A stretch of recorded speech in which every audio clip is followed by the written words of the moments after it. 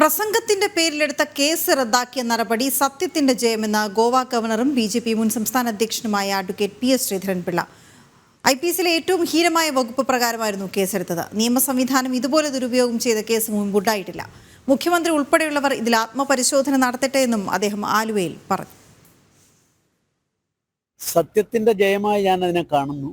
ഒരു തെറ്റും ചെയ്യാത്ത ഒരാളിനെ, അതുപോലെ രാഷ്ട്രീയ പ്രവർത്തനത്തിൽ എതിരാളികൾക്കെതിരെ ഒരു മണ്ണ് പോലും നുള്ളിയിടാൻ ബോധപൂർവം ശ്രമിക്കാതെ രാഷ്ട്രീയമായി എതിർത്ത ചരിത്രമുള്ള എനിക്കെതിരായി നമ്മുടെ IPCയിലെ ഏറ്റവും മോശപ്പെട്ട, ഏറ്റവും ഹീനമായ ഒരു കുറ്റമായി കരുതുന്ന ഒരു വകുപ്പ് ഉപയോഗിച്ച് കേസെടുത്തു.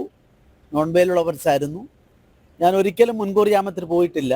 ചെയ്യുന്നതായിട്ട് ഇത് ഇന്ത്യയിലെ ഈ പോലീസ് സംവിധാനവും പ്രോസിക്യൂഷൻ സംവിധാനവും ഭരണഘടനാ സംവിധാനവും കാറ്റിൽ പറത്തിക്കൊണ്ട് ഇങ്ങനെ നിയമത്തെ ദുരുപയോഗം ചെയ്ത മറ്റൊരു സംഭവം ആർക്കും ചൂണ്ടിക്കാട്ടാനുണ്ടാവില്ല.